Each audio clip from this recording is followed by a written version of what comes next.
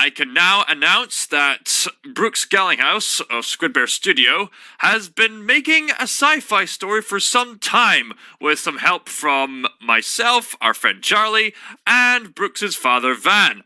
We've been working on this story for about a year and a half or so, and he's starting an Indiegogo campaign. So if you're willing to support us, please do by the time the Indiegogo campaign comes out. Now for the video. Okay, so I'm gonna move on with my number 5. Yes, do that. Okay, number 5 is a movie I just rewatched just minutes ago to figure out its placing here, and that is by a very slim margin the best video game movie this year, a little better than Sonic 2, Uncharted. Really? Yeah. It has its flaws, no doubt. Tom Holland and So we're just looking at the picture. yeah, Tom Holland and Sully and Tom Holland and Mark Wahlberg are both too young to play Nate and Sully for sure. But it does do a great action, and I guess when compared to Sonic 2, I think I like it a little more because it's just geared more towards adults and teens. So, of course, the bias. Yeah, maybe I'm being a little biased, but yeah, I went back and forth on which ones, and I came to Uncharted because it's just more realistic and grounded. I guess I don't know. I guess I relate more. I can relate more to it. Fair enough. It's debatable which one of it's. I could be wrong and change my mind about which one of these two is the better one, but for today, I'm going with Uncharted. Okay, fair enough. Okay. We're going to argue with you. It's back to me. 5. I'm number 5. It's not one of the flaws. Like there's some guy gets his throat slit. There's no blood. PG-13. Well, here's something that actually has more blood in it, and it's number 5, Bullet Train. I think that I am convinced that a person just asked the director, like David Lennett, that I dare you, you can make an entire movie based on chance alone, and that everything correlates with each other by chance alone, and everything still connects. And he said, challenge accepted. And also, how many plot twists in this movie is insane. I know. I know. It's a true work of art. And also, I fucking love it. especially like with the climax and how absolutely chaotic it is, like an entire bullet train going out of control, crazy, and plummeting onto the ground, and somehow not Carver. Yeah, like it's. I think the cast is definitely great. All of them serve a purpose. And since this is a Sony film, the Japanese stuff is definitely heavily influenced. But I really love the frame rate, how when one character like meets another, and their entire backstory is dedicated to a fucking water bottle is dedicated to them. Yeah, and the entire. To a kids show, to Thomas the Train, like or decent, I take yourself seriously, and and even the whole villain, like he is very he's not like a one-note villain, but he isn't exactly that. I mean, he definitely has some depth to him. He has a lot of depth to him, but the whole reason he's after the hero is because Ryan Reynolds killed his wife instead of him. Why am I even after you? I don't know. It's bad. Just I don't know. All right, my number 5, the Batman. Okay. Now, in terms of superheroes, I've always been rather fond of Batman, and yeah, and who hasn't exactly? Yeah, and there's been various adaptations of this character, and people are fascinated with this character because he's very relatable and he's an icon of endurance. And here is an adaptation by Matt Reeves in which Batman, the world's greatest detective from Detective Comics, is actually doing a significant amount of detective work, even down to the mundane stuff. Way to put it. Oh yeah, and this particular version of Batman really captures Gotham City as a character. A lot of people say Gotham City is a character in of itself. That you got the atmosphere, the crime-ridden valleys. Unless you talk about The Dark Knight, where it's just Chicago. I mean, Yeah, I felt that movie was a little too much like the Christopher Nolan films. Yeah. Hmm. I mean, in the first Batman Begins, you could definitely tell it's Arkham. I mean, no, Gotham. Yeah, I liked it, but I just thought it was too much like the Nolan films. And Also, it gets how worse I didn't with like Dark the Knight Riddler. Rises. I couldn't see his outfit. It was just all. It looked so black to me that I legitimately couldn't tell it was dark green. So much so that when I reviewed it on TikTok, follow me at Wedding Charlie. Someone in the comment section had to point it out to me in a separate video they made that it's actually a dark green.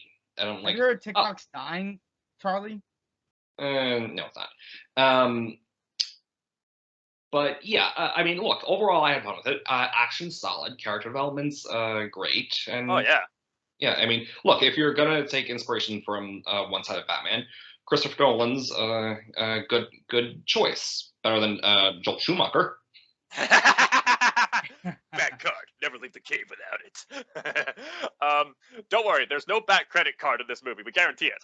Yeah, there's no back credit card, and there's also, and honestly, that cemented people's thought of like Robin as a character. When if you've seen the comics, you've seen Batman. Oh, I just realized it. How his relationship to Robin, the three Robins, Dick Grayson, Jason Todd, Tim Drake, and the bastard one, Damian Wayne. And also the other timeline, something he really slept with Talia, Go ahead. with other children. There has not been, since 1997 when Batman and Robin. That was the last time Robin has been seen on screen in live action. Yeah, and I think that's why. If this were like if Jason Todd, that would be a way different movie. Like it would be Joker beating him to death, and then him coming back to life with Talia and Ra's al Ghul, and him becoming the Red Hood, a vigilante murderer.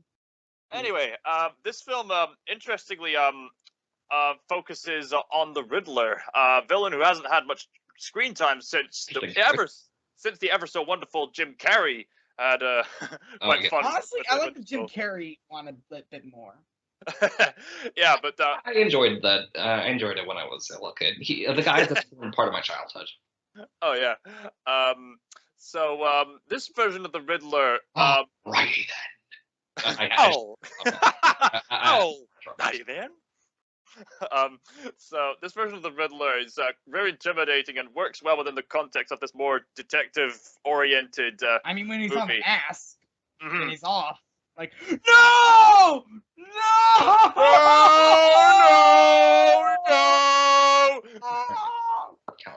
I thought you were the smart one! Cast this guy as the Riddler, please. And there's other details that I really like. There's some distracting elements, such as like the occasional mention of like white privilege or something like that. But but at least it wasn't that bad. It wasn't that bad. It didn't ruin the film or anything like that. There were also a few parts of the film that kind of relied on convenience ex machina. Like Batman comes across. Even in my video about Batman Victims of Insanity, I talked about this. I had talked about this guy claimed that that the Batman is a local liberal fantasy, which it kind of is. But given to that, it at the same time, at least it's still Batman as a character. I mean, it could be worse. It could be James Skywalker. It could have been Mr. Fantastic. It could have been like could have been bastardized so badly, but he wasn't. So and also, anyway. It's like and even from Anomaly Inc., who said he bitched about it, but to say that he's a white guy, so he says fuck you to that. That's even Cat was like, what are you under that mask? I'm Bruce Wayne. I'm 1% guy. I'm 1%. It's Shovel Face. 1%. Anyway, long story short, I'm Batman, 100% great film. white. And white man. I'm the 1%. 100% I care about justice. That's white man by Matt Reeves. yeah. No, the 1%, the 100% Justice. white man. That should be the title of Matt Reeves' film. Anyway, moving on. Number 4. Is it number 4 for you, Charlie? Oh, yeah, that's all you want? I have to say. We need to move on at some point. My number 4 is of a movie that's not out on video yet, and that is One Piece film Red. Oh. Yeah, so Okay. clearly I like it a little more than you, Brooks, because I've been following One Piece since I was in middle school. I don't take offense to that. I understand. Yeah, I know. Yeah, so even though I've been following it ever since I was in middle school, that's not totally true. I can even see on your poster. I can even see the poster in your background. Show us that. Yeah, like yeah, yeah, I can see that. I can Yeah, look that's up. it's a Yeah. cross Let between me guess. It's you're connecting all the characters, and parts yep, of the Luffy's Caribbean. definitely Jack. Nami's definitely Elizabeth, and Sanji would be Will. I guess that makes sense. But also, no. what about? Yeah. Also, Crossed with parts of the Caribbean, and also those other stickers are from Uncharted 4. I got those with my collector's edition of Uncharted 4. You're just obsessed with adventurous pirates, aren't you, Charlie? yeah. Sort of. Yeah. I am Still would recording be this from my beach house, my family beach house. So there's that. That's true. I can't blame you for that. You don't have to get personal stuff. Okay, away. so about One Piece film Red. I really liked it, even though I was a little disappointed how it wasn't a story about Shanks specifically, but more so his adopted daughter. Well, it's not actually confirmed. It's not whether that's a bastard child or not. Like it's a love affair child or not. It's not confirmed. Yeah, if right. he had sex with a But- queen or something. That's just Yeah, but I love it all simply because great action. I do like the substitute storyline we got. Beautiful animation, especially towards the ending. She even has a bit resemblance of Shanks. Oh yeah, it's interesting to see her character developments, and the only real downsides for me that keep it from getting beating out number 3, which more on that later, is another anime movie. But the downsides is that I don't like how the beautiful music is used as a weapon. Yes. Also, it didn't help and something. What about Top Musica? That was fantastic. Yeah. The music was a sublime. I'm not disputing that. But I mean, as a weapon, I mean, Top Musica is like the ultimate like doomsday device. Maybe, but I just I wasn't appreciative. Also, it didn't help that for my viewing when I saw it in the theater, the songs were subbed or were subtitled. My friend and I had to read the subtitles at the bottom if we wanted to catch it, and so after a while we just gave up and just focused on what was happening on screen. I got it. How about everyone who's talking about their movies, they spoil, but the other person doesn't when they talk about or if they talk about the same movie, then they'll both spoil at the same time. Like, because I spoiled a bit before you spoiled, We spoil each other. Because we're way back about it, right? All right, we gotta talk about the movie somehow. Anyway, where was I? Music is a weapon. What was the third? Oh, right.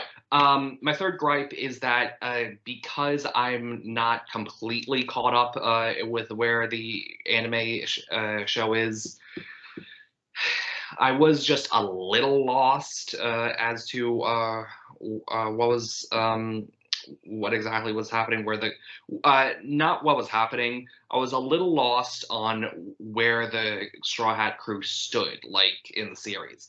But luckily, my friend who got me into One Piece, I saw it with. So he has been staying up to date with it. So he filled me in. I'm just, I'm a little disappointed that he needed to do that. A truly great film shouldn't need to get filled in. But overall, still beautiful animation, action, plotline, and I get to see Shanks in action. So yeah, I had fun. I think forget if I saw the movie on my birthday or not. I think I might have. Mm. No, wait. I'm getting that mixed up with my number 3 pick. All wait, right. no, wait. Me, I'm going next. Remember, we're like. Yeah, you're going next, Brooks. My number 4 pick. I've been a little bit deciding in my head as he's going on, so I think I've finally decided. So this is a movie I saw recently. It's all silent on the Western Front. All Quiet on the Western Front on Netflix. Okay. This movie is fucking brutal. This movie, like, when you're in the war, when you're in the deep trenches, it is absolutely unhinged. When it shows you, it will not hesitate. It will not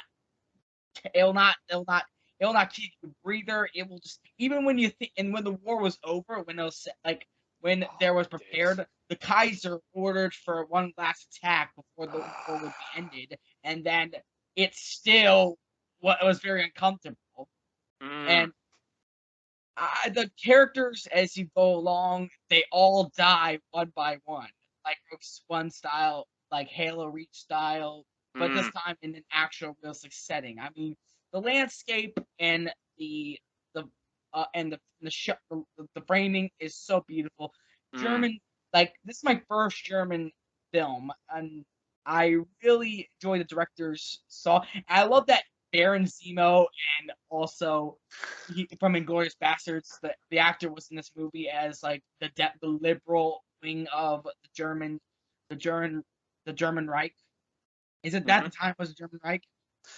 He was definitely on the German side, and yes, I was pleasantly surprised to see Zemo in the film. Yes, but was it called the German Reich back then?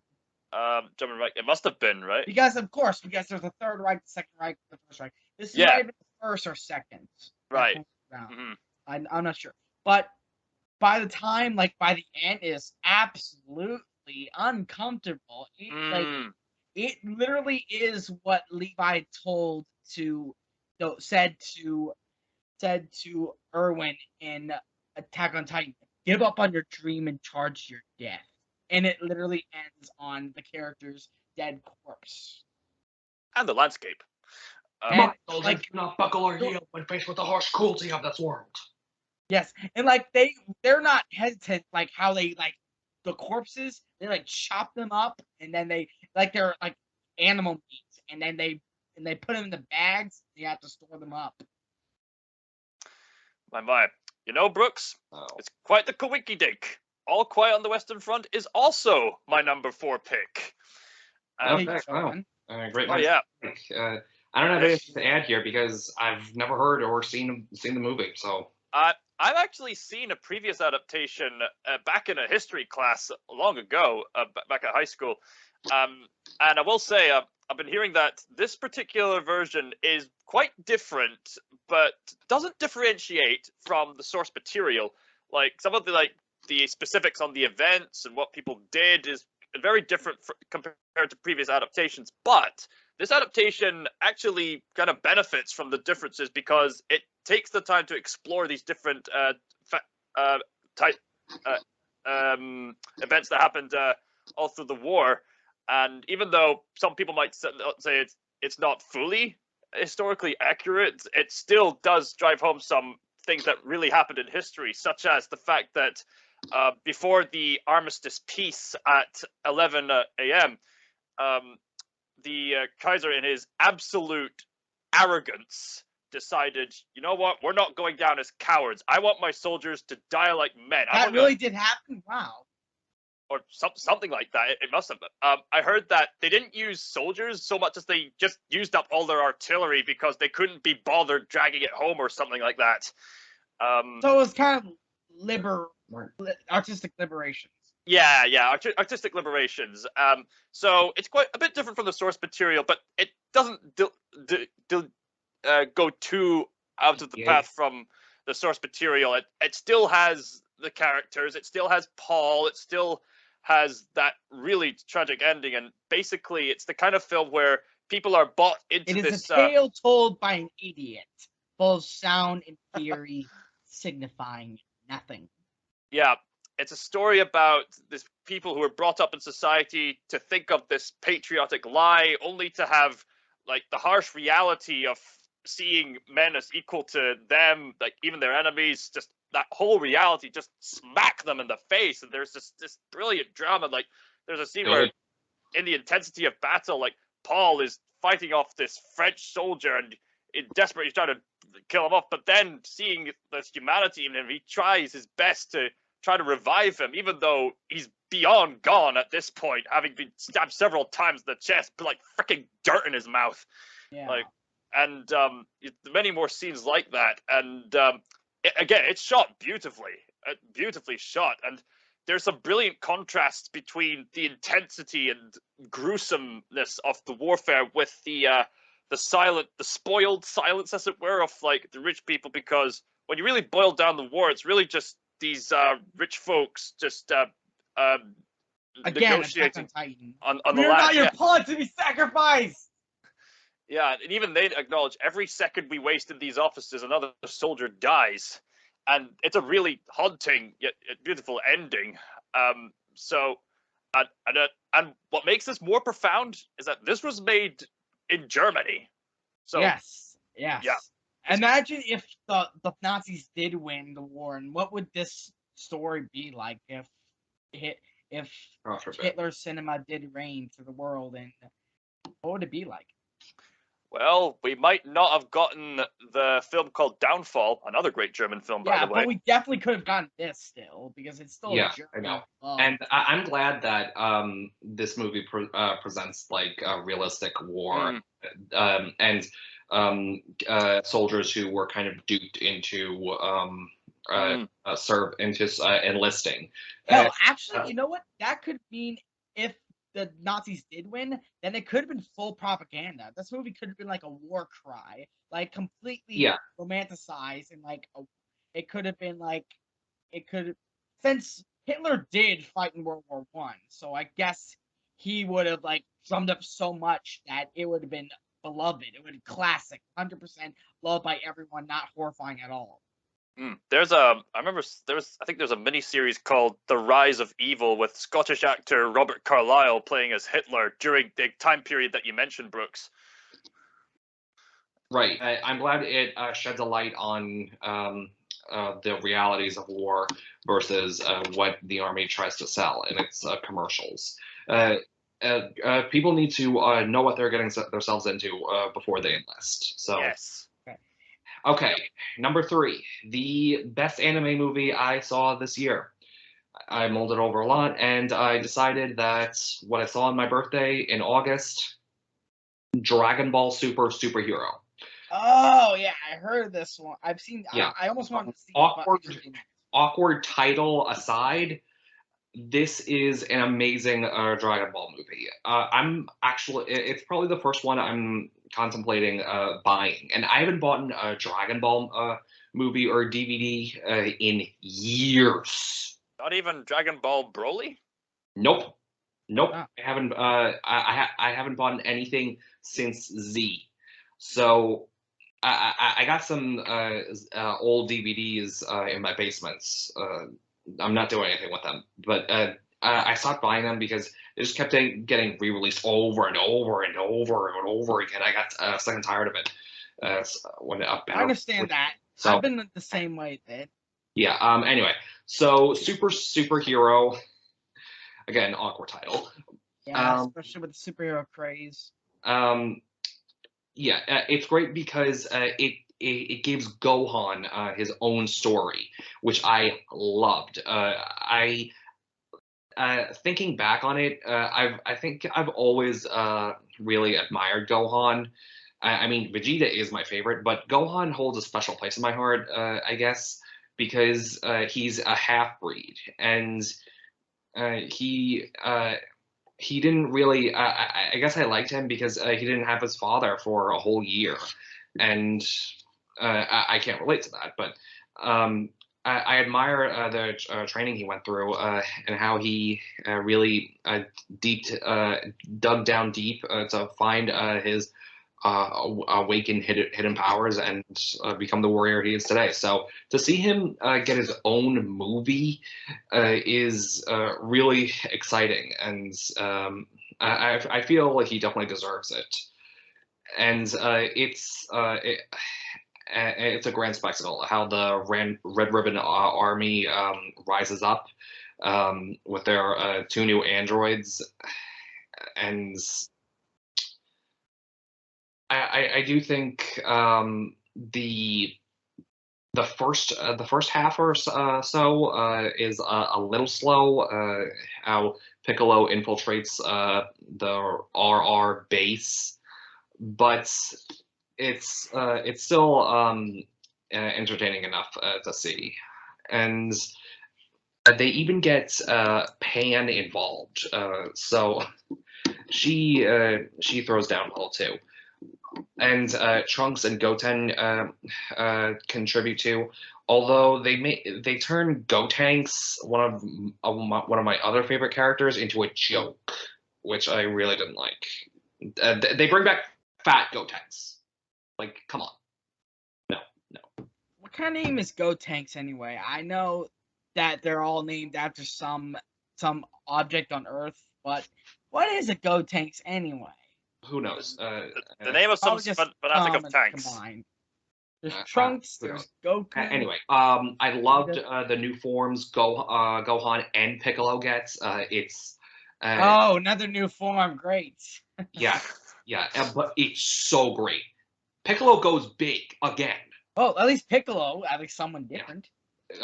Like I didn't grow up watching the tail end of Dragon Ball, so I actually missed that.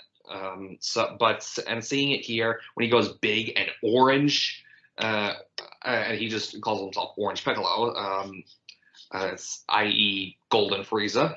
So keep things simple. Of course. It makes for one hell of an action-packed ending.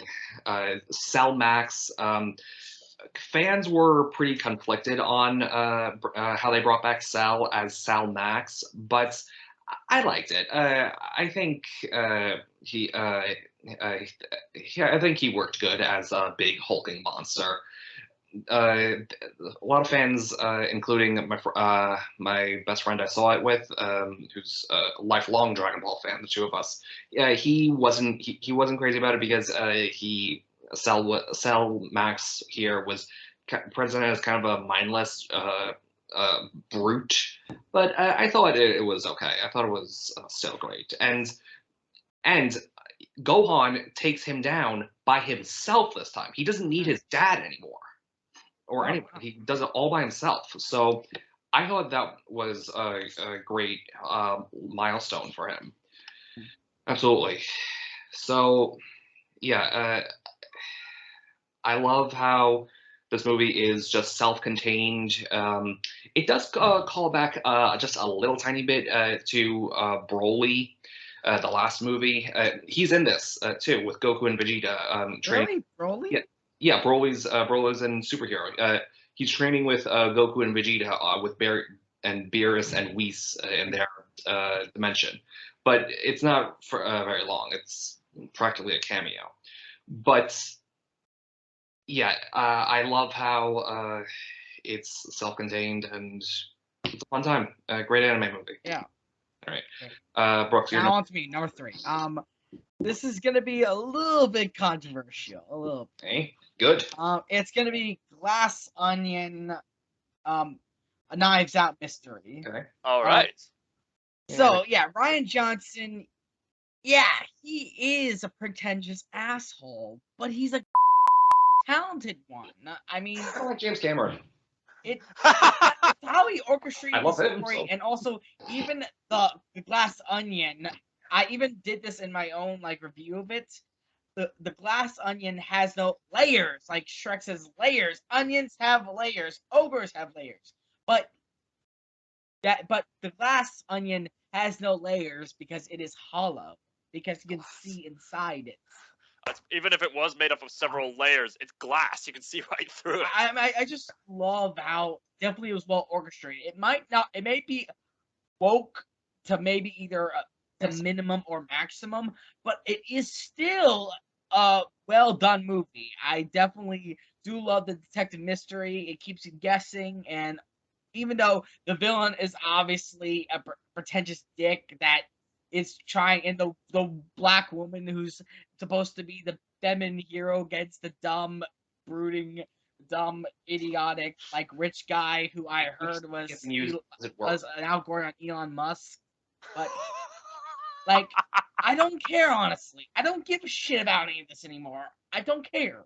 I just want the movie, and I do love the elaborate gadgets that they made in order for this mystery to come apart, and the subversiveness. I mean, I'm gonna say this: that of course, with any artist, that Ryan Johnson is way better when he's done alone, when he's not controlled by Disney and someone else's story, when it's just his own story. I heard Knives Out was great before, and I had not seen it yet, but I can definitely tell that at least with this one, it's definitely his own thing. It's his own elaborate trick, and you can definitely tell like the subversive stuff, like one girl who just like bashes the gadget open when everyone else had to solve it and got the letter. But also this one guy who just random guy who could have been seen as a red herring or a villain, but he's just some random guy, and he was like sitting next to the main character, the detective, like James Bond, and they're both having a beer while the cops were arriving. Yeah, you mean also Daniel the Craig's climax again, like big explosion, like that was impressive. James Bond from New Orleans. I've seen Knives Out. That's a fun mystery. Yes, I have yet to see Glass Onion. Anyway, my number 3 choice: The Boy, the Mole, the Fox, and the Horse. This is I never heard that. I wouldn't be. I'm not surprised about that. This is based on this book made by a British author British illustrator named Charlie Mackesy. It started off with him just making these ink doodles on Instagram with these inspirational quotes by them, but then it eventually became this whole book called The Boy, the Mole, the Fox, and the Horse. And the premise is, and they've just recently made an animated adaptation of it. It's about half an hour long, and people in America, if you subscribe to Apple TV, you can watch it for yourself. I think I may have heard. It's now in my mind. I've heard that it was on BBC iPlayer as well as Apple TV. I've got a Canadian friend who really wants to see this film. The premise of the story, it's very, very simple. The rather self-explanatory titular characters are trying to get home, and that's it. That's the premise. But everything else about it is just so beautiful, so optimistic, and so insightful. I just can't help but love it. My only gripes with this animated adaptation is that some of the quotes that they do kind of come out of nowhere at times in conversation. So in that regard, the book format could work a bit better than this animated adaptation, because in the book it's implied that they've been on this journey for some time. So of course they would say this as they were going along. But I can see other people making that complaint, but that's the only major flaw I can think of with this film. It's really beautifully animated. Some of the ways they've storyfied this particular story makes sense for this adaptation, giving more distinct arcs to particularly the mole and the fox, and in some regards the boy. There's more of a definitive destination to reach. I think there was these 2 events within the original book that have been switched around for the sake of good pacing, and I think that was a wise choice given the adaptation. It's really wonderful, and it actually made me cry by the end, and it made a lot of people cry as well. So there you go, The Boy, the Mole, the Fox, and the Horse. It's half an hour long. It's a beautiful animation. If you get the chance, go watch it. You can thank me later. Yeah, I know Belle also made you cry, so Yep, Belle made me cry as well. I think good. yeah, Okay. One Piece red film made me cry. Oh, really? Okay, so I'm gonna move on with my number 2. Yes, number 2. Yes. For two, Okay, yes. we're getting into the heat of things now. My runner-up, second best movie I've seen this year. Again, it's not out on video yet, but it will be very soon. Just falls just so close. We're in the end game now. What? Okay. I, for some reason, when I first saw this movie in the theater, I was very conflicted on it. And for an even weirder reason, I kept falling asleep. Yeah, I don't know what was wrong with me at the time. Maybe my theater chair was just that comfortable, but my mind kept piecing up the plot line too much. When it was, I just rewatched it on HBO Max recently, and I realized it's fairly simple. So I'm just at a loss for what happened to me when I first saw this in theater. My number 2 pick is Black Adam. Oh. Yeah. So so on rewatch, I've settled my thoughts for it. I really like it a lot. How it's an anti-superhero movie. An anti-hero movie. Yeah, anti-superhero, Super anti-hero. super anti-hero movie.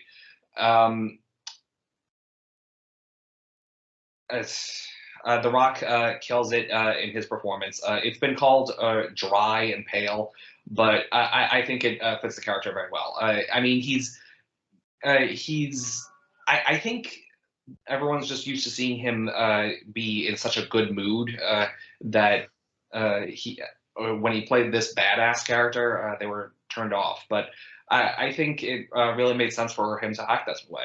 So I think he nailed the part with precision. He signed up to do it over a decade ago, so he's obviously thought about it a lot.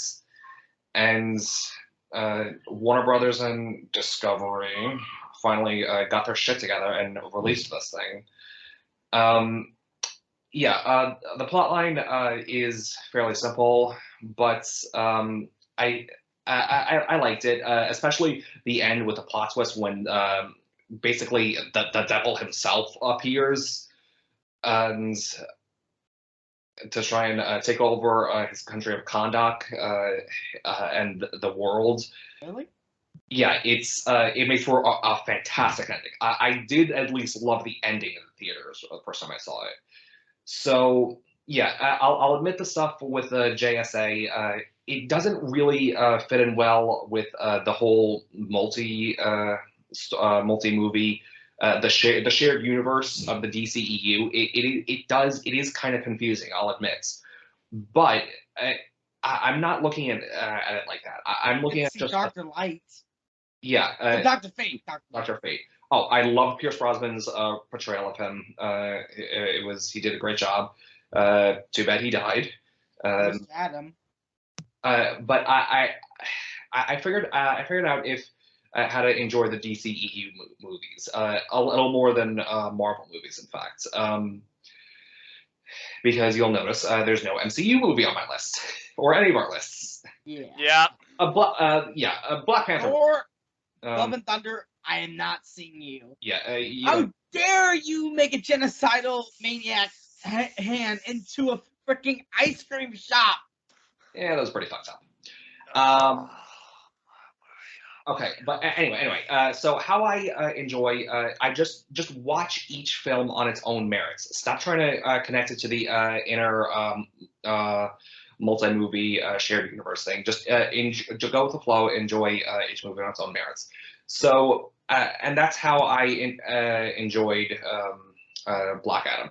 There were a little too much things where I had to, just go with it. But overall, I had fun. It was the kind of movie Marvel would not make, honestly.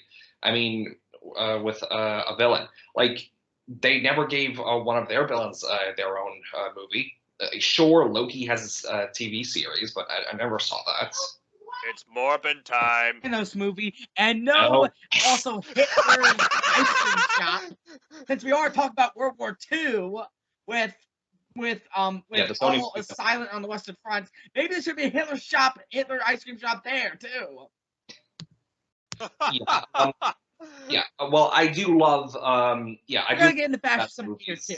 Fascism ice cream with Hitler. Well, yeah, that's kind of what that was. They kind of what they did with Infinity Cones. But yeah, just a quick note. I do love movies, but Daredevil Morbius was the worst movie I saw all year. Morbius is my number one worst. And I'm so looking forward to it. I got into the comics for Morbius. I got into comics for Moon Knight. Oh, did you like the show? I didn't watch the show because I just knew that I read the comics and I saw the clips and I knew that this isn't gonna be what I'm in for. So I'm not even gonna bother with it. Oh. So, Well, in closing, Black Adam deserves its warm reception it got from audiences. Yeah, I remember when it closer came out, it was advertising its audience score and just saying hush hush about its critic score. So it's a smart move. But yeah, it was. It's a true badass anti-hero movie if there ever was one. The kind only DC can deliver, quite frankly. All right. Thank you, DC. Now my number 2. And remember what I said about fascism? I was not lying one bit because this second one is Pinocchio, the Guillermo del Toro one. Yeah. And it is now Mussolini ice cream. At this time, not in the ice cream of shit. That Pinocchio did duty to him, which I know is a bit immature, but that's why this is number 2. So, he's a kid! I know he's a kid, but that's why this is number 2 again. It's still fantastic, but yeah. Oh, yeah. So, Pinocchio, yeah. This is definitely the best Pinocchio we've gotten in a while, and the best Pinocchio we've got all year. And I never thought I would say that because I had no care for the character. I like the Disney classic. I liked it, but I never loved it as much as this. So, I love you know how the Blue Fairy in the original is just the classic interpretation of the fairy where it's human. Well, Del Toro, but Callum told me once that Del Toro's into the pagan myths, and with the Christian theme of this movie, I think he also is diving into the Christian themes also, because the angels or the demons, either way, they definitely have that biblical accurate like angel look to them. The Blue Fairy took the form that was similar to like the seraphim.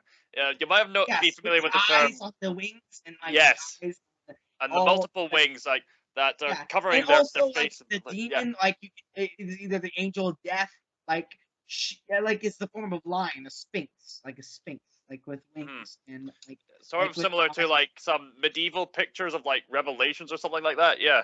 So this is way different than turning kids into donkeys like Tusk style from the Kevin Smith movie. It's literally just like all silent on the Western Front, turning kids into soldiers. So it's in that way they turn them into animals. Oh wow, that's a great observation. Actually, yes. It is like, but this time it's not for the German Reich.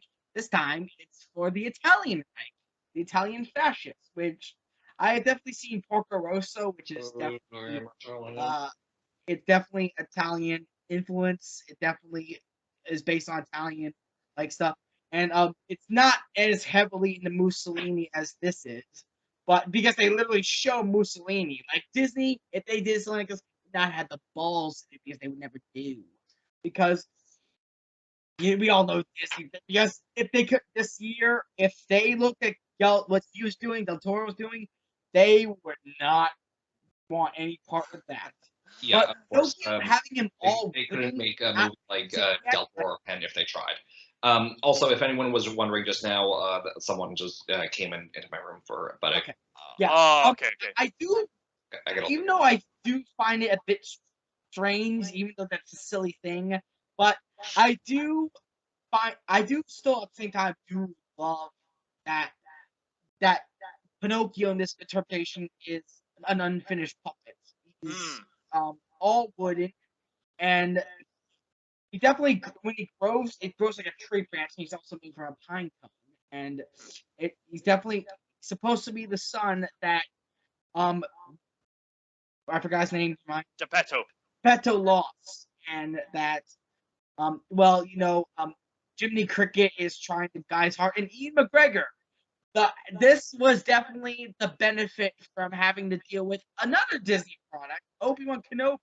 At least this one, he at least can actually feel happy doing it. Sebastian J. Cricket, yes. Yeah. So I really love the adult themes more. It's just more darker, and also Pinocchio dies.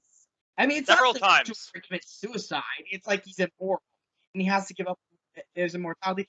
And just like all Western fronts, that he has to face his father's death and Jiminy Cricket's death, and also his own mortality. Give up on your dream and charge your death. And even the monkey. Yes. Even the monkey, yeah. They're like, and also the villain, it was like a combination of the fox and the circus, like the combination, and also played by Christoph Waltz. I was talking about Glorious Bastards earlier, and I thought he did a great performance. I thought it's the commanding, mischievous, like trickster, like former person. I forgot the villain's name, but I definitely did enjoy. And also how it is to a T following the Pinocchio lore, except for the suicide part. But I do love that it's still faithful to it. And I understand passion project, Del Toro trying to get this out for a while, and I am glad that he got it out to this extent. Oh yeah, Pinocchio by Guillermo del Toro is also my number 2 pick, and honestly, it might be one of my favorite stop motion animated films ever made. My top favorite stop motion animated film being Kubo and the Two Strings. This particular film is very ambitious, and leave it to Guillermo del Toro to give us a film that's very ambitious with its themes. A lot of people might say it gets a bit too carried away by the themes, but no, I'm into that sort of thing. More themes, the better. But it still has to have substance. Yeah. You still gotta have substance. Yeah, it can't be style over substance. I think that's probably what Avatar: Way of the Water was. Yeah. The Water Tribe.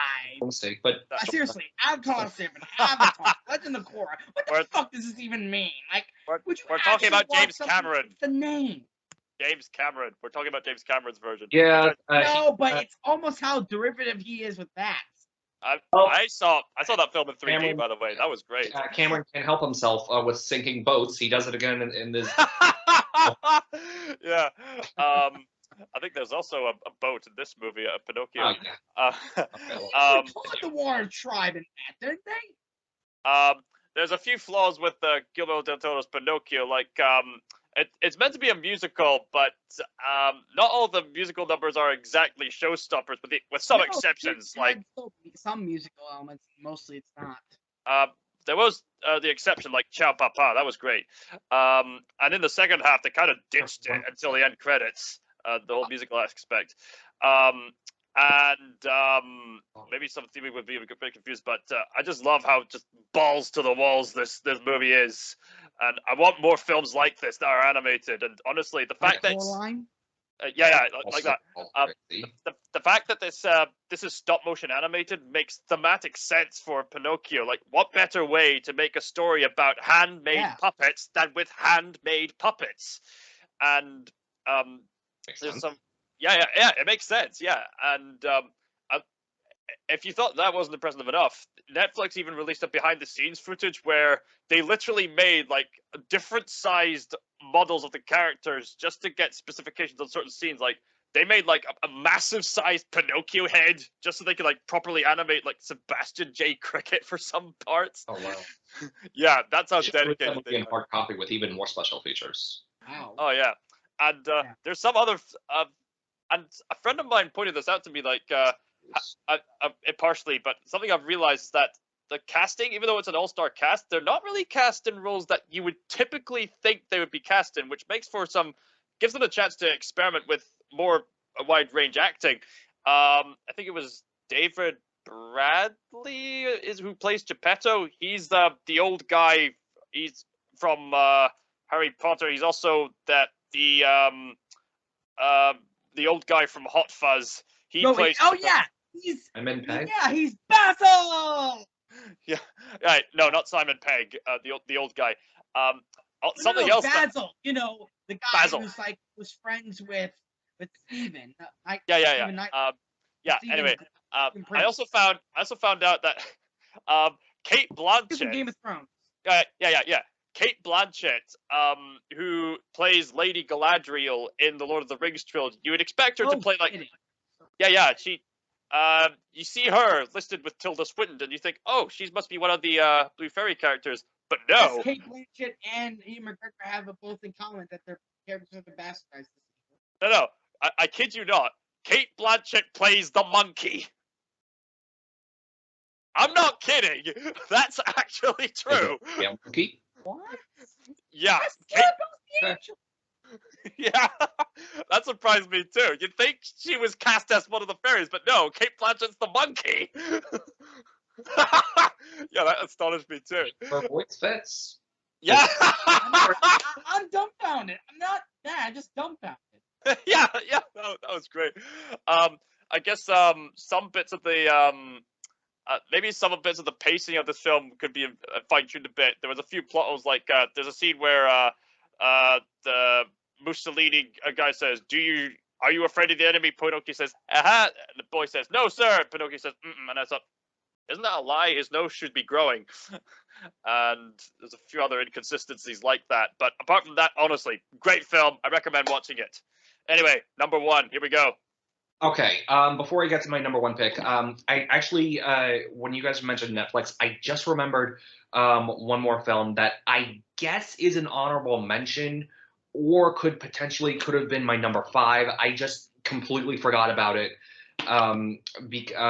because it's on Netflix. It didn't get a hard copy release. I'm still holding out for it to get one, but Hold out for you until the end of the night. yeah. Remember we watched Bubble together? Oh yeah. Oh yeah. Yeah. I guess that should be an honorable mention. I guess it's honorable mention all around. Yeah, honorable mention to that. But when I make my definitive version of this video for TikTok, I don't know. Maybe I'll go back revisit Bubble a little bit. Maybe he could be number 5. Stay tuned at Winning Charlie. Check it out soon. Anyway, number 1. Okay. My number 1 best movie I've seen all year is I'm Not Carver, Bullet Train. This and Black Adam are really the only movies that kept me on the edge of my seat, and this I didn't need to rewatch. When I first saw this in the theater, I was like a kid in a candy store again. It reminded me why I love storytelling so much with its complex plotline, characters I can all root for and are a blast to watch. The comedy elements are even pretty funny too, with how Ladybug basically stumbles through the action and plotline, getting by on his dumb luck, and it's also wonderfully done, brilliantly told story. I would expect nothing less from the director of my 2018 favorite movie, Deadpool 2. Yeah. So, yeah, and that twist ending when the White Death reveals just blow me away. Ryan Reynolds The rest of actually killed his wife instead of. Yeah, it was just as good, if not better, on the rewatch. And just one final note I want to say about this movie's controversy that it gets. I don't think it's deserved. So the controversy Bullet Train got was that it was like disavowed how it didn't take place. It didn't star Japanese actors and actresses, even though the movie took place in Tokyo, Japan. But I say I defend this movie as like its director and I think writer of the source material because I say there's a word for wanting to see just people of the same race in a movie that takes place in the same country. It's called nationalism. And I say that's bad. I would argue that this movie has a very diverse cast. And that's why I got that katana out. So yeah. Okay. White guy. Black guy. I think British or British. I think British guy. British girl. Mexican guy. Japanese guy. And I think black girl. I think all in the Japanese setting. yeah, they're they're all assassins and they're all super killers. Or Hispanic or something. I'm not sure, but anyway, I just of the races I just listed off, only one black guy.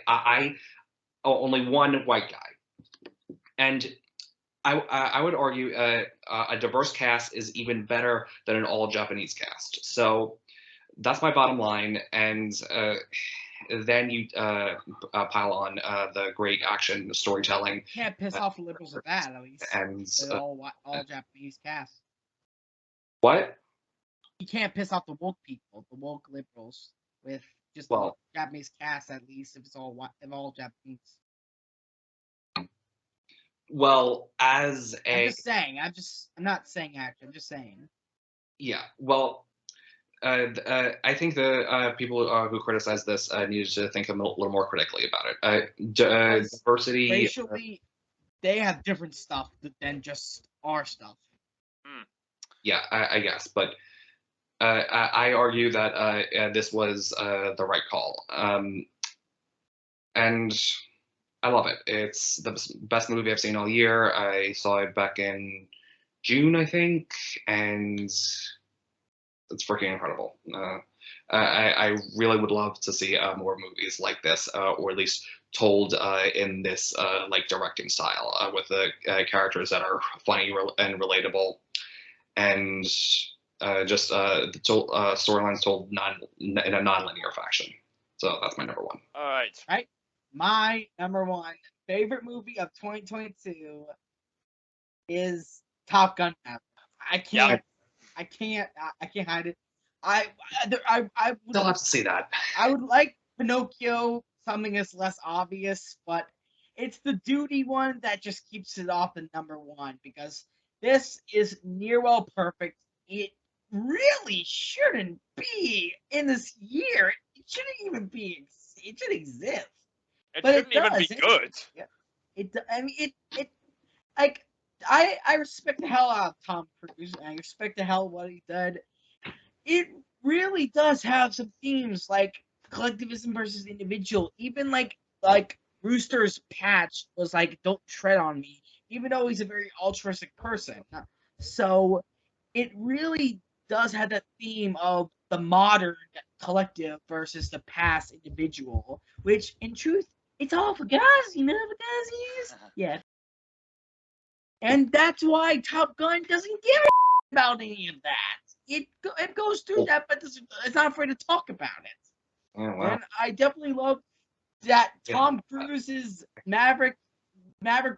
Pete Maverick Mitchell is not treated like Jake Skywalker or Obi-Wan Kenobi. He's treated like the same Maverick you left off like 40 years ago. And even though he looks older and you're more associated with Mission Impossible, which honestly, I love this movie more than the Mission Impossible movies altogether. Even 6, which is my favorite, which is the best of all, even though it's a bit more cliche. This one feels so much better than all of them combined. Well, yeah, I didn't see it because I never saw the original, but I gotta check them out.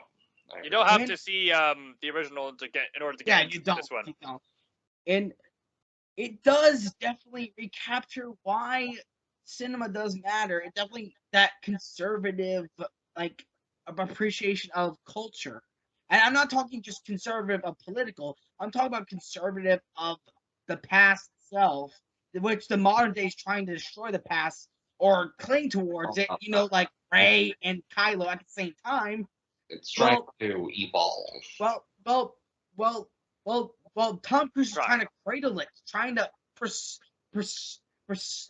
trying to preserve it, like keep it alive. You know, that feeling of when you go to cinema and when you see a movie and you see like real jets, real practical. As much as I love CGI, much as I hate those people, like the honest show guys who keep complaining about CGI is for and it's ruining modern cinema. I agree to an extent, but I disagree to a certain extent because I definitely love the practical effects. I love the real jets, the real G-force energy, the real F-18s, and I would like to have, and I love the F-22s, the Su-57s, like the jets, like it definitely feels real, and none of this needs to be completely CGI at all. There's like limited of CGI, and the Dark Star, like the modern successor to Blackbird. I love the progression of technology. What a piece of work is mine! How noble in reason, how infinite in faculty, form and moving, how expressive and admirable in action, how like an angel, in apprehension, how like a god. And conservatism doesn't always just mean like bringing back feelings of nostalgia. It's bring back nostalgia. At least keep some stuff like practical stuff. Don't completely destroy it altogether. Oh yeah, keep the good stuff. Yeah, honor what deserves to be honored. Okay, Tom, you're up. Yeah, of course. You have one guess as to what my number one favorite is. Yeah. Same as mine. Yep, same as yours. Yeah, honor the past. Non-American. Honor the past while still making it good for today's audience. Okay, go Callum. Sorry, had to get that out. Yeah. I don't have much time. Yeah, I'm not even American, and I love this film. This film has no right to be as good as it is. Like, when you first hear the concept, Tom Cruise in a modern Hollywood reboot of an old franchise, that just spells failure, but Tom Cruise is not most men. He's very dedicated to his practical effects, and he's very dedicated to that, and I wouldn't have thought that Tom Cruise would have been associated with a near masterpiece film, but here we are. I didn't expect this film to be as good as it is, but this embraces all the virtues that people have been yearning for a long time now, and it tells a good story, and no one is degraded. Everybody's equal in this, and even though this film is not exactly perfect, like Maverick's relationship with the lady wasn't really fleshed out that much, but there's an implication that Anomaly Inc. said she should have been saved at the end. Some girl that he came up with, and she just like so that only kept that scene at the end, like where she. So it's also Top Gun Maverick. Yeah, my favorite is also Top Gun Maverick. There's a few flaws in this film, to be sure, but honestly, it's amazing. It's the best film of the summer, and I actually saw it 2 more times with a few more people, and it's not just for the sake of it being an awesome movie, but hell, it was still in theaters more, all the way probably to now. Yeah, it got re-released. Re-released. How many movies get re-released? Name a Marvel movie that Name a non-Marvel movie that has done that. Just let that sink in. let that sink in. Yeah. Okay, I gotta see it. I really gotta see it. I don't have much time, so that's all I need to say about it. All right, you got all you wanted off your chest? Yeah, pretty much. Okay, and with that, we're gonna go ring in the new year with right just off the top of my head, the two movies coming up soon. I'm excited for Ant-Man and the Wasp: Quantumania and Super Mario Brothers movie. Yes! Yes! I'm looking forward to that movie. Mushroom Kingdom, here we come. So, I definitely can't wait. I mean, I'm definitely optimistic for the Super Mario movie, but I'm a little bit pessimistic, a little bit optimistic. Transformers: Rise of the Beast, but what I cannot wait for the next summer, let me collect my thoughts. What I cannot wait for next summer. I forgot. I really need to get going soon. Okay, just wait. What I cannot wait for next year is what I cannot wait. I'm looking forward to the Oppenheimer film. Oh yeah, Christopher Nolan. Yeah. And also maybe Guardians of the Galaxy Volume 3. Maybe. Okay. Maybe. James Gunn is talented. What about you, Callum? Quick fire movies, a few movies you're looking forward to. Super Mario Brothers movie, maybe Guardians of the Galaxy 3. I think Dune Part 2 is coming out this year, if I'm not mistaken. Okay. What's the status on that? I'm not a fan, but shouldn't we be getting it soon? Anyway, I'm looking forward to the movie anyway. Anyway, I really need to get going. Thank you guys. All right. Because at least that's James Gunn, Guardians of the Galaxy. Yeah. Finish the recording. Later, and Bye. Happy New Year. See you around. Happy New Year.